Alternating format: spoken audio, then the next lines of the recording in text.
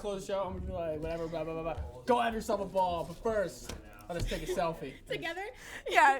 You guys, Yes. I don't know. Let me ask Matt before we do this. I think that's gonna be great. Song is so. I don't think that's, I don't know. Okay. Hello and welcome to another edition of LTCC Sports. I'm your anchor. Sarah goes right to it. All right, we're good. I'm your We host, should Sarah. have ended on like a photo of you two on the last. We should. The consensus is if we have time. Okay. Okay. So we'll let you know. You can do that instead of a slow zoom out. Yeah, we can zoom out while we do it. So Yeah, you can zoom while we're taking we a got this. Okay. Is that How okay? does Is this that close allowed? go for me? I know. Hello and welcome to Well, another how edition of about wrap things up on LTCC this Sports. episode of I'm your LTCC host, Sarah Sports? Cordero, alongside my I'm co-anchor, Nick Go Evangelista. have yourself a ball. Today, we're going to take a look at Start in 2 minutes. 2 minutes. Okay, that's good. All right. Today we will be looking at a mock NBA draft. What's going on in the Pistorius? Today we will be talking about a mock NBA draft, an update on the Pistorius trial, what's going on in the golf world, and a little bit of hockey. But first, let's take a look at the NCAA tournament. Terrible, man. Hello and welcome to another edition of LTCC Sports. I'm your host, Sarah Cordero, alongside my co-anchor, Nick Evangelista. Today we will take a look at the NBA draft, what's going on. Corey, put your headset on. I didn't mean to make everyone. Hello Anchors have and such welcome. bad back problems because they never sit up. I against can't, the yeah. chair. You gotta like. Hello and welcome to LTCC Sports. I'm your host, Sarah Cordero, alongside my co-anchor, Nick Evangelista. Today, we will be looking at a mock NBA draft, updates on the Pistorius trial, what's going Is it on? I don't know. Sarah, we're doing a mic check for Will real quick. Testing 1 2 3. Testing 1 2 3. Testing 1 2 3. Testing 1 2 3. Testing 1 2 3. All right. Okay, we're good. How we doing? We have 2 minutes. So Corey, How much time do we have, actually? my first time on camera is an OTM, so I can just get that ready. Hello and welcome to another edition of LTCC Sports. I'm your host, Sarah Cordero, alongside my co-anchor, Nick Evangelista. Today, we will take a look at a mock NBA draft, updates on the Pistorius trial, what's going on in the world of golf, and a little bit of hockey. But first, let's take a look at the NCAA tournament. First. Nick. Well, never mind. No. Yeah, because we're doing, it's all on two, so. Once you're done with your 2, square up to me. Yep. After, and then I'll just get Exactly. Guys, we have about 35 seconds. Okay. I need my Z-Block stories over here. Are you going no whiteboard or He's going paper. just paper? Okay. You're very serious right now. Hello and welcome to another I'm just going to keep saying that over and over again until we actually get to it. Another edition of LTC Sports. I'm Cordero on my side, partner-ish, whatever that Like, just stop. Hello and welcome to another edition. Okay. Remember, there's the intro thing. Brought 2. Yes, yeah, so, Count them down. 9, 5, and then count us into the real intro. 3, 2, 1, go.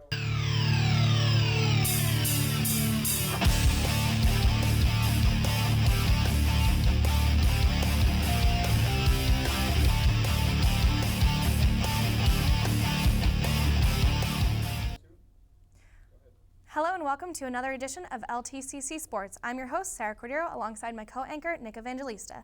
Today we'll take a look at a mock NBA draft, updates on the Pistorius trial, what's going on in the world of golf, and a little bit of hockey. But first, let's take a look at what happened in the NCAA tournament. This past Saturday at AT&T Stadium in Dallas, Texas, the semifinals of the NCAA basketball championships took place between the UConn Huskies and the number 1 overall seed, Florida Gators. UConn rode the hot hand of DeAndre Daniels and stunned the Gators in the first game on Saturday in dramatic fashion.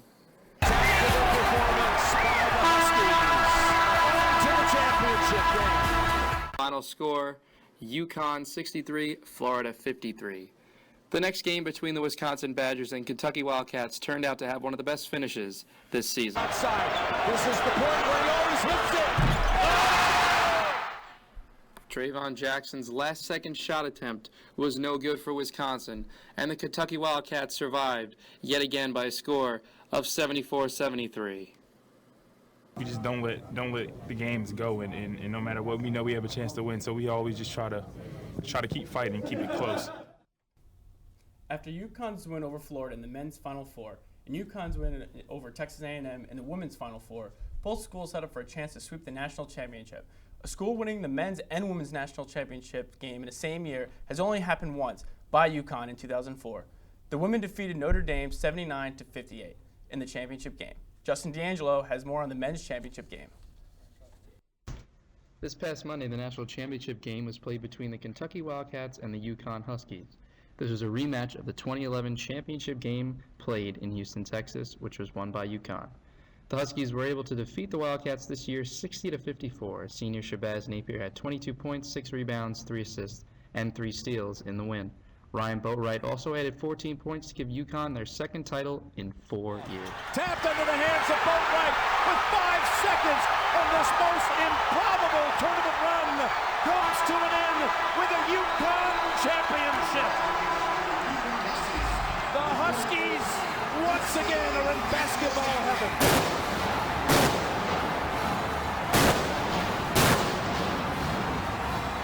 That's crazy. Yeah, that's a hell of a record. It just goes to show how great this program is and how great this university is. It's an unbelievable program. You come here to win games and win championships. Now that the college basketball season has officially come to an end, the discussion has moved to which players will stay in school or move to the NBA. Coming up after the break, we will take a look at the players entering the 2014 NBA draft and our top picks.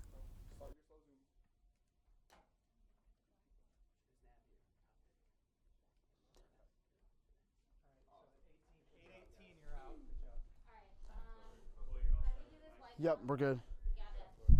Good job, homie. I'll leave you with a copy of the script just for fun. Cool. So, Matt, I'm going to read that first sentence, then turn that way. Welcome back to LTC Sports. Now that Mark, welcome back to LTC. Heads up, heads up. Make sure your mic is like stable. You want to come up with a? We'll just come in with a straight 3. Yeah, come on, straight 3. But also, move it back. Corey, we're gonna come back from break with a 3. We're not gonna do This thing isn't, that's more true to what. Do you guys want your notes on the problem during the discussion? No, because I'm not saying anything. I'm just asking him. Do you want your notes on the prompter during discussion, or are you set? I'll be set. I'll be set because I'm going to be looking at him. Thank you, though. Set it, hold it like where your face is. I got Got it. You're good? Does it look? Yeah. a little No, bit. you don't look so. After this discussion, what is it? It goes to a teaser, right? Our chat photo. Garen, I like Wait, the way what'd you say? you give me the time. That's good. That's awesome. This mic is starting to piss me off. This jacket is so big on me. I'm going to look like such a goon. Is that better, Corey? I hope so. Probably. Will, sit up straight, square your shoulders. Am I good, Justin? Good. What else is new, Rick? I make you look good. I introduced that package. I got the eyebrow raises. Starting on me. 20 seconds, guys. 15. Start on me, slow zoom. No, we're starting on 3. We're not doing a slow zoom. Starting on 3 now. Starting on 3. 5, 4, 3, 2, 1, go. Welcome back to LTCC Sports. Now that the March Madness is over, the sights of college basketball players turn towards the upcoming NBA draft. Some names have already declared themselves for this year's draft, such as Kansas freshman Andrew Wiggins and Joel Embiid, Tyler Ennis of Syracuse, Marcus Smart of Oklahoma State, and the Bob Cousy Award-winning point guard Shabazz Napier of UConn. We will turn to our NBA analyst, Will Cahan, for answers. Welcome to the studio, Will. Thank you very much for having me. So the way we're going to look at this draft right now is the record order, because we know the NBA lottery system. It's not certain, but the team with the worst records get the better chance for the number 1 pick. Yep. So right now the Milwaukee Bucks have the league's worst record somehow. I mean, Sixers had a game no league tying surprise. 26-game losing Yeah. streak. But Milwaukee Bucks, you have the number 1 pick. Who are you choosing? I think the Bucks are going to take Joel Embiid from Kansas. They can use any help they can get.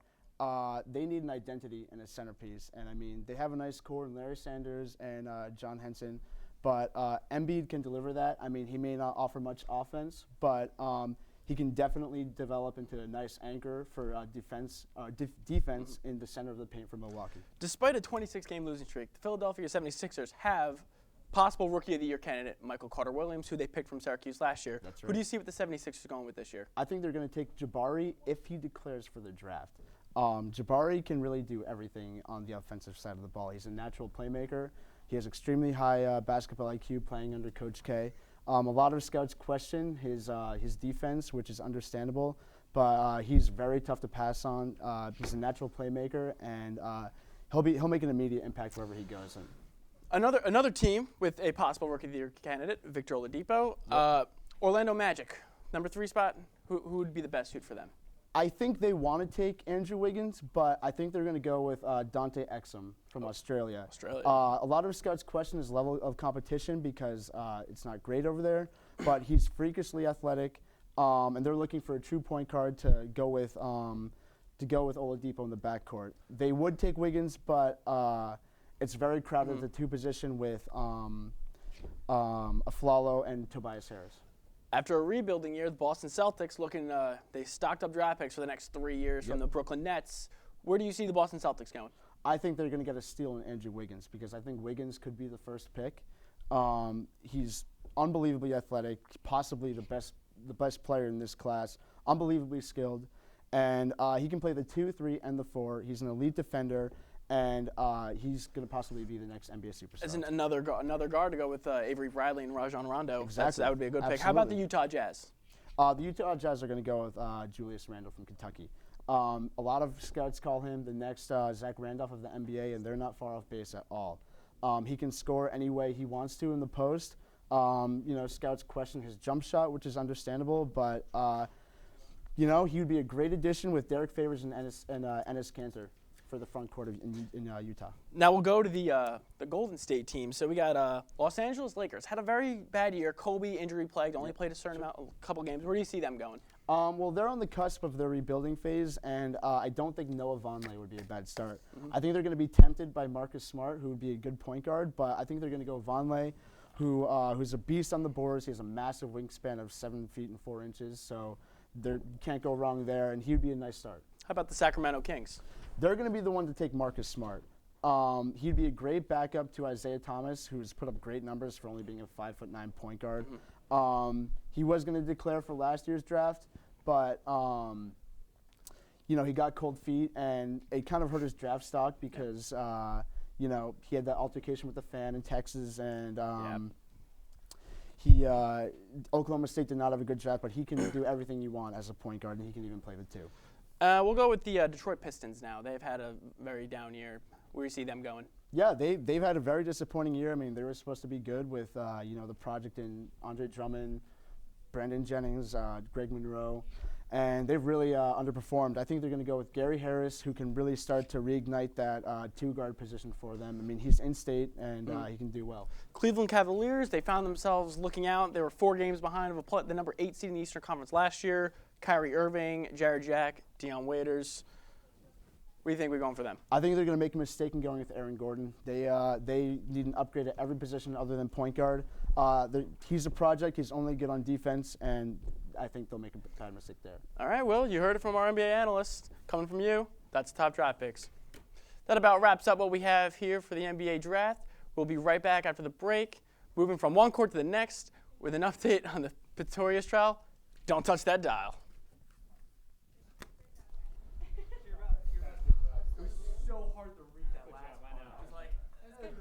Thank you.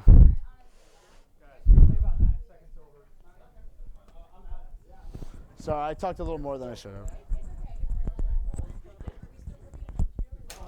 Oops. Is it good? It looks good? Thank you so much. You're a huge help. What are you more comfortable with? Do you want to just go straight to Was it good? Yeah. I'm going replacing Nick. Replacing Nick? Yeah, so I think talk to Matt or Kate about that. I'm replacing Nick. Okay. Hey, we're gonna. I should probably go for that. Matt, how about we Around back. All right. That's what I'm Just gonna put this down, Yeah. then get dressed up.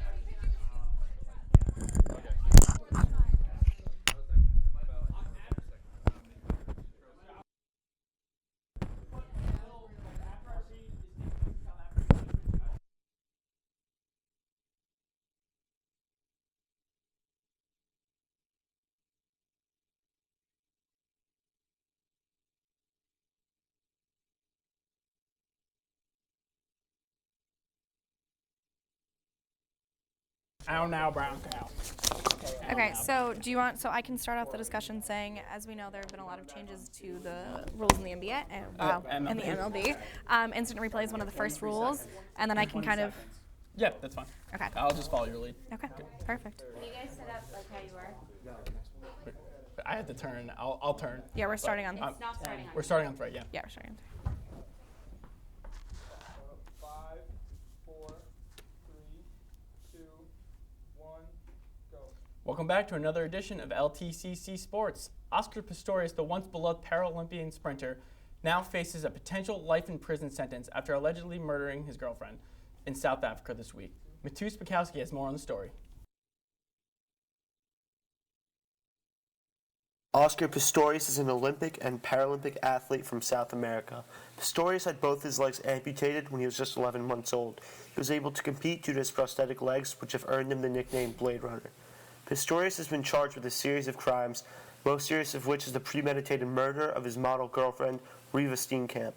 Pistorius maintains that he killed his girlfriend by accident, thinking she was an intruder.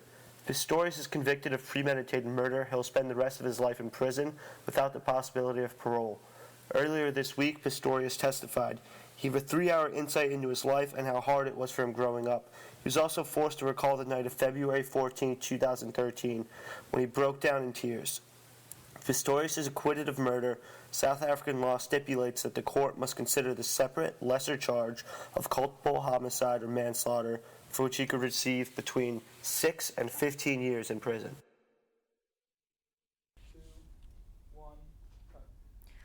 The 2014 Major League Baseball season is just a week old, and already there have been several major storylines making headlines. New York Mets second baseman Daniel Murphy has been the subject of media attention after he missed the first 2 games of the season due to the birth of his son, who was delivered via a C-section. Murphy has been criticized for his decision by members of the media, but Mets manager Terry Collins and his teammates have voiced their support for Murphy and his family. Last season's breakout star, Yasiel Puig, remains on the bench due to a lingering thumb injury. The Dodgers outfielder has also attracted attention due to his erratic behavior. He was benched for the team's home opener after arriving late to the ballpark and has been called out by manager Don Mattingly for his lack of hustle on occasion. Josh Hamilton's time with the Los Angeles Angels continues to go south. The $125 million man will miss 6 to 8 weeks with a broken thumb. Finally, Derek Jeter played his final opening day at Yankee Stadium on Monday. He went 1 for 4 in the Yankees' 4-2 victory. There have also been several major rule changes for the season, and we will cover those right now.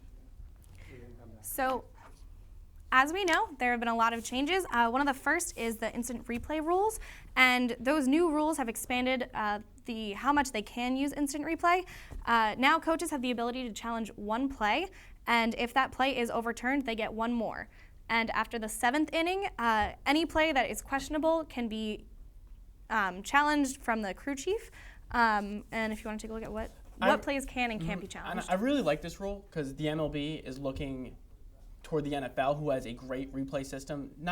Officials can't get calls right every time, and that's why that the MLB has taken into account they need to expand replay. Before this, it was only home run calls, and now they expanded it to the same home runs, ground rule doubles, and fan interference, force play and tag plays, which we'll see later on. That's happened in the Met game. And touching bases, passing runners, and record keeping. And the one thing you can't challenge balls and strikes. That's still the one rule you will not be able to. It's judgment call, strictly. There's no legitimate strike zone. You see on TV. You see the box at ESPN and all these networks that put on. You can't tell from a replay if it's a ball or strike, for the most part. Borderline calls, that's the one rule that they're going to keep intact. And I think that instant replay is a great way to kind of take some of the human error out of the game. I think that it will allow big decisions to come down to instant replay, not necessarily one person seeing it. I don't think it takes away from the integrity of the game. I think it will make fans kind of value what they're seeing more so. If we want to look also, the rules for the home plate collisions have changed as well. The first one is that a runner may not run out of a direct line to the plate in order to initiate contact with a catcher or any player covering the plate. If he does, the umpire can call him out. This was brought about after a lot of people were injured. Buster Posey broke his leg. So this is kind of protecting the safety of those catchers and those players while also trying to keep the integrity of the game intact. And once again, it's just like the NFL with the concussion segments. The home plate collisions is the most violent part of baseball.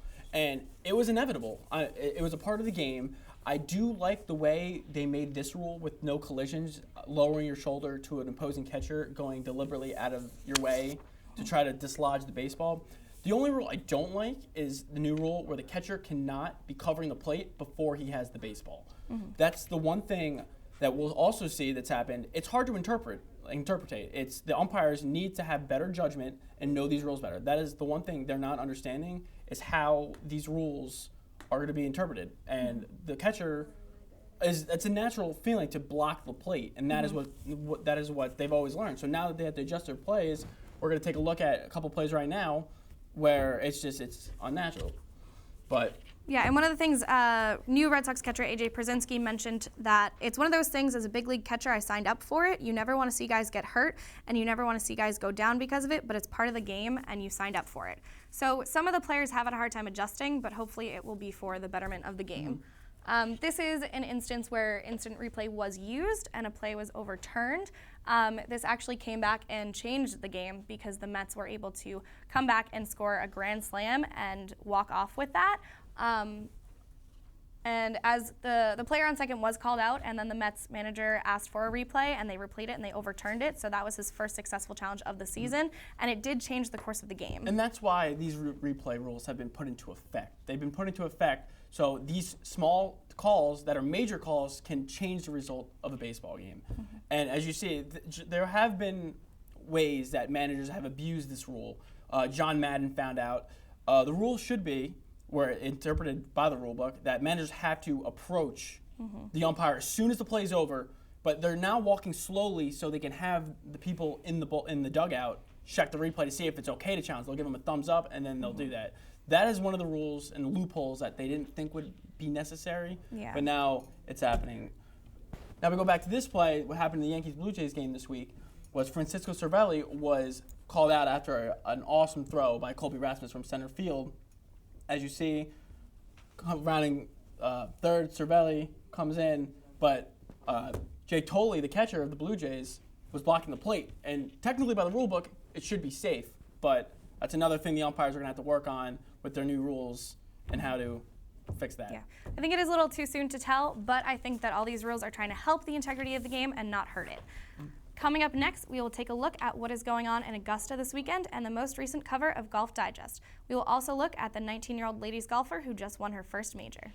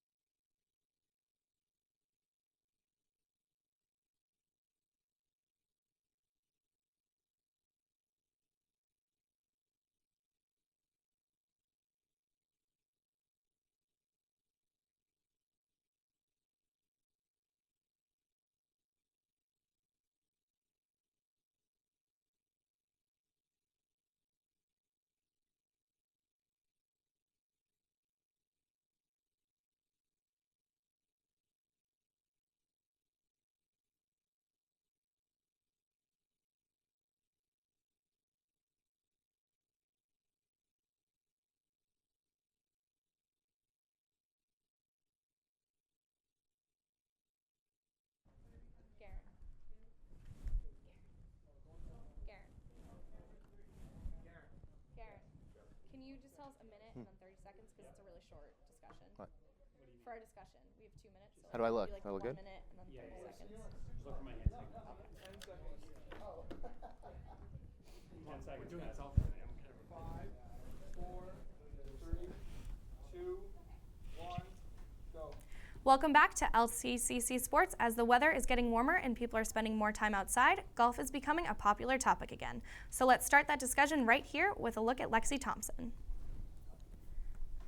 Youth prevailed on Sunday as 19-year-old Lexi Thompson defeated favorite Michelle Wee to win the Kraft Nabisco Championship, earning Thompson her first LPGA major. Thompson is now the second youngest player to win a major behind Morgan Pressel, who set the record at 18 in 2007.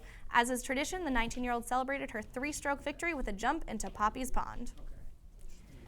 In other news, the latest Golf Digest cover is featuring Paulina Gretzky, who is the fiancée of golfer Dustin Johnson and also the daughter of hockey legend Wayne Gretzky. This cover has brought together a lot of controversy because it is the issue that's coming out right before the Masters, and she is also not a golfer. Also, the last time a female golfer was featured on the cover of Golf Digest was 2008. So what are your initial reactions to this? Well, thanks for having me on, first of all. Well, as you can see, Pauline is a very, very beautiful woman, and this is no disrespect to her beauty and whatsoever. But Golf Digest came out and said that she would be considered an A-list celebrity. And I mean, her last name is recognizable because she is the daughter of the great one, Wayne Gretzky. But Paulina, in today's age, what we would like to call an Instagram celebrity. She's well known for her pictures that she posts online, and she would not be recognizable in the golf sphere, obviously, without her fiance, Dustin Johnson. So if the goal of the magazine is to bring in female viewers, then I can understand this. But the Golf Digest slogan is how to play, what to play, where to play.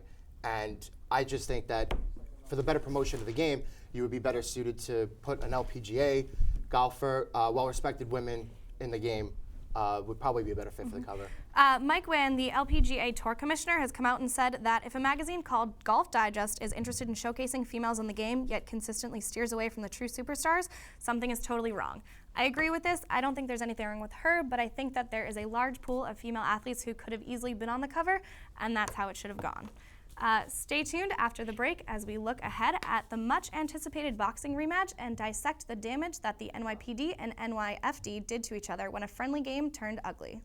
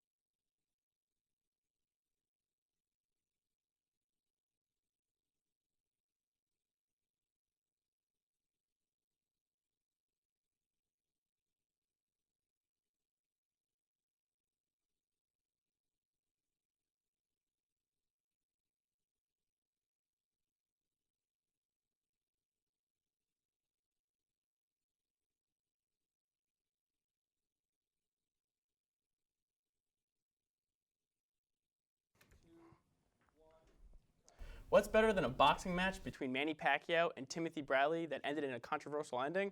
The chance to watch it again. Matus Bukowski has more on the rematch. Manny Pacquiao and Timothy Bradley will have their rematch this Saturday. First time these two fought in June of 2012, they put on quite the show. The match ended up going to the judges' scorecard. I think Harold Letterman is the best scorer alive, and I think that is a terrible bogus decision. An upset split decision victory over Manny Pacquiao. God only knows how. To everyone's surprise, Timothy Bradley remained undefeated and took the welterweight title from Pacquiao. Now the rematch is here. Manny Pacquiao will look to defeat Bradley and prove to everyone that he should have won the first time. On the other hand, Bradley's motive to win is of course to retain his title, but also to prove to the critics that he deserved to win the first time. Bradley remains undefeated in his career and has a record of 31-0 with 1 no contest. Pacquiao's trainer said this is a must-win fight for Pacquiao and that if he loses, he will consider retirement. Be sure to check out the fight this Saturday at 9 p.m. only on pay-per-view. Sunday night, thousands were shocked when The Undertaker's undefeated streak came to an end at WrestleMania 30. The 49-year-old was pinned by Brock Lesnar. Fans were taken aback and took their extreme emotions to Twitter. That was likely to be the last match that The Undertaker will participate in. From a planned boxing match to a hockey game gone wrong, here's what happened over the weekend when NYPD and NYFD took each other on in a charity hockey game. A bench-clearing brawl broke out during an annual charity hockey game between teams representing the New York Police Department and Fire Department of New York on Sunday at the Nassau Coliseum on Long Island. The incident started in the second period when the game was tied at 3-3. Officials worked towards breaking up the fight, but within minutes, members of each department cleared their benches and the fight escalated into an all-out brawl. The game was delayed for 20 minutes before resuming. The NYPD defeated the FDNY for the first time in 6 years, 8-5. There are several videos from those who attended the game circulating on YouTube. Both departments said they won't seek active punishment for any of the players involved in the altercation. NYPD spokesman Stephen Davis said there would be no investigation into the fight and that no one would be disciplined. Proceeds went to NYPD and NYFD, FDNY's Widows and Children's Benefit Funds. So what do you think about that brawl? I think the New York Police Department forgot to read the fire department their Miranda rights. I think I could agree with that. I think they absolutely. I mean, it's a charity hockey game. I understand that tensions are high, but they're both men in uniform, and they're both people that respect, people respect. It's sad that something that was meant to have a good outcome ended in a huge brawl, and it's something that they're supposed to be role models for the community, and instead little kids watching this see the people that they are supposed to look up to fighting each other on the ice. So I don't know if anyone knows, for Marist College, Terrence Viday, football player from Marist, he has a workout with the local New York Football Giants and the New York Football Jets. It's a big thing for Marist, defensive end who made a real impact for the Pioneer Football League co-champion Marist Red Foxes. It's a great story. He's getting a lot of good press for the school.